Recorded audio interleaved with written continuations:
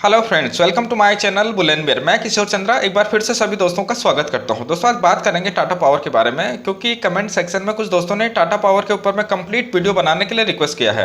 और अगर आप भी किसी कंपनी के बारे में कंप्लीट वीडियो चाहते हैं तो प्लीज कमेंट बॉक्स में जरूर लिखें। दोस्तों, इस वीडियो में हम बात करेंगे टाटा पावर कंपनी के प्रोफाइल और मैनेजमेंट के बारे में, साथ ही बात करेंगे इसकी जो अभी करंट सिचुएशन है इस पर चर्चा करेंगे, और टाटा पावर की जो प्राइस हिस्ट्री है इसको जानेंगे, साथ ही इसकी रिटर्न हिस्ट्री को जानेंगे कि बीते समय में कंपनी ने इन्वेस्टर को किस प्रकार से रिटर्न बना के दिए हैं। बात करेंगे अगर आप टाटा पावर में अभी इन्वेस्टमेंट करना चाहते हैं तो कौन से सही लेवल हो सकते हैं यहाँ पे एंट्री करने के लिए, जहां पे एंट्री करके बेहतर रिटर्न हासिल किया जा सकते हैं। साथ ही इसमें एक्सपर्ट क्या राय रखते हैं, एक्सपर्ट की राय को भी जानेंगे। और इसके साथ साथ बात करेंगे इसके लेटेस्ट क्वार्टर के रिजल्ट के बारे में कि इस क्वार्टर में कंपनी ने किस तरीके के रिजल्ट पब्लिश किए हैं, और इस क्वार्टर में कंपनी के शेयर होल्डिंग पैटर्न में जो बदलाव हुए हैं ये पॉजिटिव साइन देते हैं या नेगेटिव साइन देते हैं, इस पर भी चर्चा करेंगे। और अगर आप टाटा पावर में इंट्राडे प्ले करते हैं तो हफ्ते के जो बचे हुए ट्रेडिंग सेशन है इसमें किस प्रकार के आपको टारगेट प्राइस देखने को मिल सकते हैं, इस पर भी चर्चा करेंगे। तो दोस्तों, कम से कम समय में ज्यादा से ज्यादा इंफॉर्मेशन आप तक पहुंचाने का प्रयास रहेगा, तो वीडियो में आप अंत तक बने रहें। और अभी तक भी आपने चैनल को सब्सक्राइब नहीं किया है या फिर चैनल पे आप पहली बार आए हैं तो प्लीज चैनल को सब्सक्राइब करके इनकरेज जरूर कीजिए।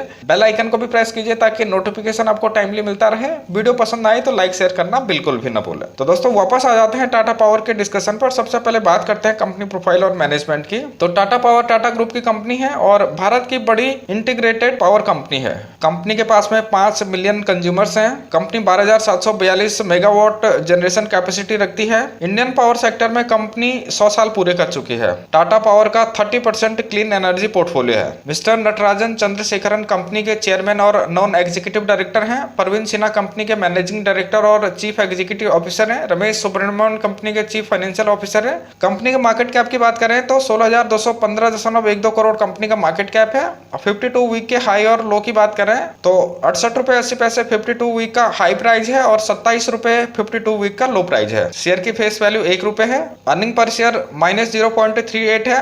पी -159.21 है। पीबी 1.08 है और रिटर्न ऑन इक्विटी यहाँ पे -0.68 है। अब चार्ट पे इसके करंट प्राइस बिहेवियर को देखते हैं तो दोस्तों, चार्ट में आप देख सकते हैं कोविड-19 के पैनिक के काफी बाद तक भी इसमें गिरावट देखने को मिली। 11 मई 2020 तक इसमें गिरावट का सिलसिला चलता रहा। 11 मई को टाटा पावर ने लो बनाया 27 रुपए का और यहां से इसमें लगातार तेजी बनी हुई है। लो प्राइस अगर हम देखें तो 100% से ज्यादा ये रिकवरी कर चुका है और स्टॉक अभी अपने रेजिस्टेंस जोन को भी ब्रेक कर चुका है। 58 का जो लेवल था इसके लिए रेजिस्टेंस का जोन बना हुआ था, लेकिन 20 अगस्त को इसमें अच्छे वॉल्यूम के साथ में 58 का जो लेवल है इसको ब्रेक किया है और इसी दिन इसने दूसरे रेजिस्टेंस जो 62 रुपीज का है इसको भी टेस्ट किया है। और अगले दिन यानी कि 21 अगस्त को जो 62 का लेवल है इसको भी ब्रेक करने की कोशिश की गई, लेकिन यहाँ पे सस्टेन नहीं कर पाया। और अगर ये 62 रुपीज का जो लेवल है अगर ये ब्रेक होता है तो फिर 67 के आसपास में इसको रेजिस्टेंस फेस करना पड़ सकता है। अब इसके अगर सपोर्ट की बात करें तो 58 का जो लेवल है अभी ये सपोर्ट का इसका काम करेगा और अगर ये लेवल ब्रेक डाउन होता है तो फिर 50 के ऊपर में इसको सपोर्ट मिल सकता है, क्योंकि इस एरिया में इसने काफी समय गुजारा है। और अगर 50 का लेवल भी ब्रेक डाउन होता है तो फिर 46 के आसपास में इसको सपोर्ट मिल सकता है।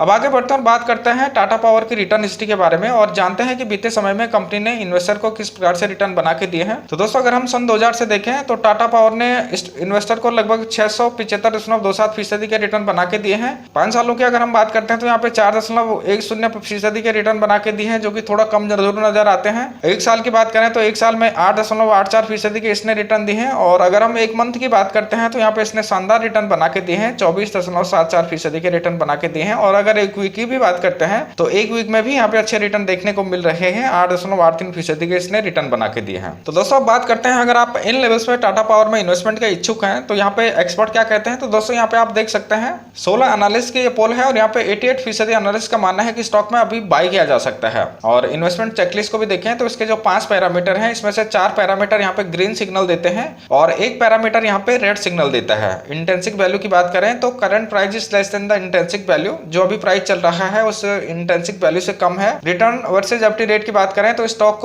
एफडी से ज्यादा रिटर्न देने में अभी सक्षम नहीं है। डिविडेंड रिटर्न की बात करें तो स्टॉक ऑफर को डिविडेंड रिटर्न अच्छा डिविडेंड ऑफर करती है। एंट्री पॉइंट की बात करें तो सही टाइम है ये एंट्री करने का यहाँ पे। और नो रेड फ्लैग की बात करें तो यहाँ पे stock is not ASM GSM list. तो यहाँ पे अगर आप देखें तो 5 में से 4 पैरामीटर यहाँ पे ग्रीन सिग्नल देते हैं। तो ओवरऑल अगर आप देखें इन्वेस्टमेंट चेकलिस्ट की माने आप और एनालिस्ट की माने तो स्टॉक में भी बाय किया जा सकता है। अब आगे बढ़ते हैं, बात करते हैं इसके जून क्वार्टर के रिजल्ट की। तो दोस्तों, जून क्वार्टर में इसमें नेट प्रॉफिट इसमें प्लस में दिखाया है। अगर हम मार्च क्वार्टर में देखें तो यहाँ पे 309.94 करोड़ का यहाँ पे नुकसान दिखाया गया था। और अगर हम इस क्वार्टर में देखें तो यहाँ पे 44.93 करोड़ का यहाँ पे प्रॉफिट दिखाया गया था। अगर जून क्वार्टर में हम रेवेन्यू की बात करें तो 1412.42 करोड़ का यहाँ पे टोटल रेवेन्यू जनरेट किया गया था, जिसमें से कि नेट प्रॉफिट 44.93 करोड़ का यहाँ पे नेट प्रॉफिट हुआ था। यही अगर हम मार्च क्वार्टर में देखें तो मार्च क्वार्टर में रेवेन्यू जनरेट किया गया था 1764.42 करोड़ का, जिसमें से कि नेट लॉस हुआ था 309.94 करोड़ का। और अगर हम फाइनेंशियल ईयर 19-20 की बात करें तो टोटल रेवेन्यू यहाँ पे जनरेट किया गया था 7726.39 करोड़ का, जिसमें से कि नेट प्रॉफिट हुआ था 148.12 करोड़ का। तो ओवरऑल अगर आप देखें तो नेट प्रॉफिट में इस क्वार्टर में जंप जरूर देखने को मिला है। अब एक नजर इसके शेयर होल्डिंग पैटर्न पे डालते हैं तो दोस्तों यहाँ पे जो प्रमोटर की होल्डिंग है ये 37.22% की है और पब्लिक के पास में यहाँ पे 62.78% की होल्डिंग है। अगर पब्लिक होल्डिंग को डिटेल में थोड़ा देखें तो नॉन इंस्टीट्यूशनल इन्वेस्टर के पास में यहाँ पे 18.52% की होल्डिंग है, इंश्योरेंस कंपनी के पास में यहाँ पे 14.96% की होल्डिंग है, म्यूचुअल फंड के पास में यहाँ पे 14.26% की होल्डिंग है और एफआईज के पास में यहाँ पे 12.89% की होल्डिंग है। और अगर इस क्वार्टर में हम चेंजिंग की बात करें तो प्रमोटर की होल्डिंग में यहाँ पे कोई भी चेंज नहीं हुआ है। एफआईज ने यहाँ पे भारी मात्रा में होल्डिंग को रिड्यूस किया है, -5.73% होल्डिंग को यहाँ पे इन्होंने रिड्यूस किया है। म्यूचुअल फंड ने यहाँ पे होल्डिंग को इंक्रीज किया है 1.06% का, इंश्योरेंस कंपनीज ने भी होल्डिंग को यहाँ पे इंक्रीज किया है 2.52% का,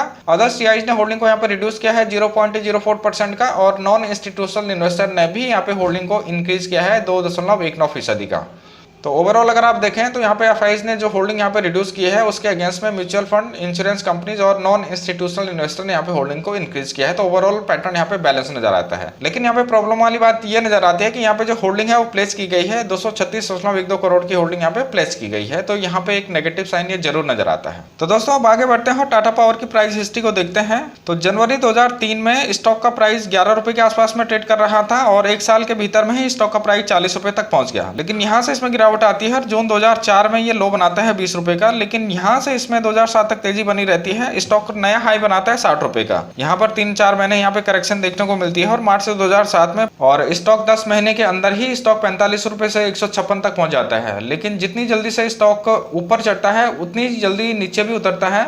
अक्टूबर 2008 में फिर से ये 51 रुपए का लो बनाते हैं, लेकिन यहाँ पे पिछली कहानी दोहराई जाती है और फिर एक साल के अंदर ही स्टॉक फिर से 146 का हाई बनाता है जनवरी 2010 में। फिर यहाँ से स्टॉक में हायर लो और लोअर लो की स्थिति बन गई है और यहाँ पर अगर आप देख सकते हैं टाटा पावर के नए हाई पुराना हाई से नीचे हैं और नए लो पुराने लो से नीचे हैं। तो स्टॉक को अगर हम लंबे टाइम फ्रेम में देखें तो स्टॉक डाउन ट्रेंड में नजर आता है। लेकिन मई 2020 में 28 रुपए का लो बनाने के बाद से ही स्टॉक में अच्छी चाल पकड़ी है और इसमें पॉजिटिव बातें ये नजर आती है कि अच्छे वॉल्यूम भी इसमें देखने को मिल रहे हैं। वॉल्यूम बार यहाँ पे बड़ी बड़ी इमारतें बना रहे हैं। लेकिन अगर हम टाटा पावर की प्राइस बिहेवियर को देखें, अगर हम टाटा पावर के प्रीवियस प्राइस बिहेवियर को देखें तो जितनी तेजी से स्टॉक ऊपर चढ़ता है उतनी तेजी से स्टॉक नीचे भी उतरता है। तो इसमें हमें स्टॉप लॉस का विशेष ध्यान रखना जरूरी है।